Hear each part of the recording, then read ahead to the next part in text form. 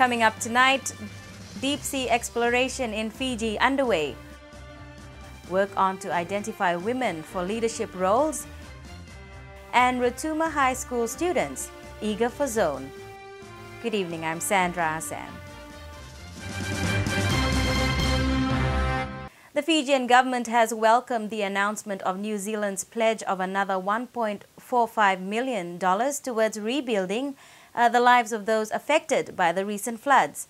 Foreign Minister Ratu Inoke Kumbuombola thanked the New Zealand government for helping Fiji in a time of need.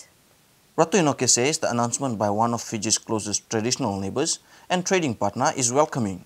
His New Zealand counterpart, Minister Murray Makali, made the announcement in Wellington, adding that the funds will be used for recovery and reconstruction work after the floods last month. Makali said that New Zealand is always ready to assist our Pacific neighbours recover from natural disasters, adding that New Zealand is concerned and wants to see flood-affected communities rebuild their homes and lives as quickly as possible. The announcement has brought the total contribution of the New Zealand government to $2.25 million after earlier grants of $500,000 and $750,000 was made during the immediate aftermath of the disaster. Minister Kumbuombola also thanked other international donors, including former Fiji citizens who now reside overseas who came to Fiji's aid in the wake of two recent floods. His Excellency the President Ratuepeli Nailatikau says it is prudent that we pay close attention to the traditional agriculture practices, food preservation methods, and early warning systems with the impact of climate change and natural hazards. Ratuepeli says this used to work extremely well with our forefathers and needs to be integrated with today's scientific and technological expertise. During the launching of the Honor Fiji journey last week Friday, His Excellency the President Ratuepeli Nailatikau emphasized that due emphasis should be taken towards listing the cultural and natural heritage sites of our islands. He also says the establishment of a proper heritage management system is needed to ensure that benefits do flow into the local economy and thus also ensuring the sustainability of tourism-based activities.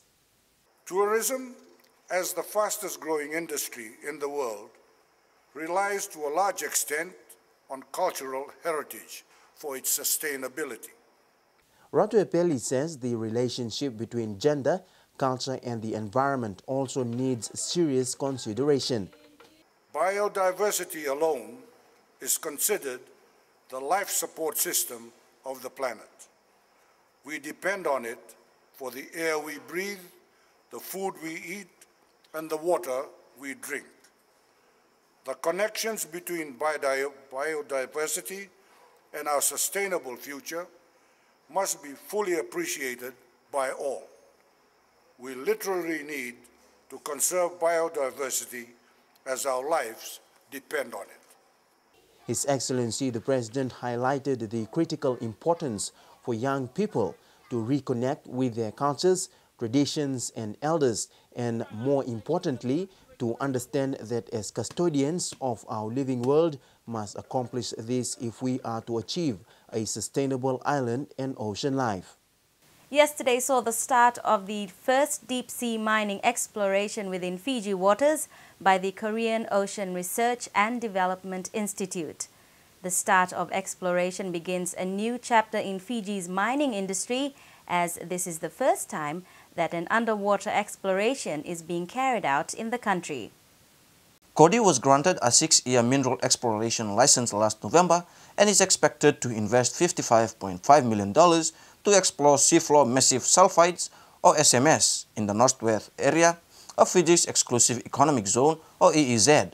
SMS deposits between 500 meters and 3,000 meters in the seabed will be surveyed and tested and are expected to contain metals like gold, silver, copper, or zinc, among others. KODI, which is currently also carrying out similar activities in the central Indian Ocean and Tonga, believes this could open up new ventures for Fiji. While the land-based resources are fast depleting, oceans remain as untapped frontiers, which are yet to be explored and exploited in a sustainable and environmentally friendly manner.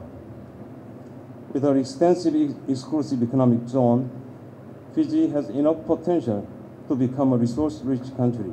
in the forthcoming years. The future prosperity of Fiji may well depend on the living marine resources in the sea and SMS under the sea. The exploration would be conducted in 3 phases. Phase 1 is already underway on board Kodi exploration vessel MV Onuri. Head of the Nukurua Land Owning Unit and Nukurua Manager Forest Base, Ratu Emori Laititonga, has acknowledged government's commitment in ensuring that landowners get better returns from mahogany. During the recent launching of the Pure Fiji Mahogany brand, Laititonga told Fiji News that with the developments carried out by government, it is important that landowners must clearly understand what government is doing. Me baka mai saraviti ko ngoi mana VSMI sa redi sartinga kina na isava ni bonwa me le market tai kina na kongon mahogany gartu la kavati ko na ngita na value added e tiki ni zaga ni vi botorda tak me shota para market ko sa tiko roma ibunota ia na keni zaga na wale ni ka ndo me dak ukila ko ya ko na kambimbi telnga dundun merakila na itauke ningel ninda sabia tosene na buruburu ni business ni kau salabata ngana vivoli na market mai bunota. Coming up after the break, Eastern Division Development Board meet, civil servants on the island told to be faithful, and Health Ministry addresses scavenging.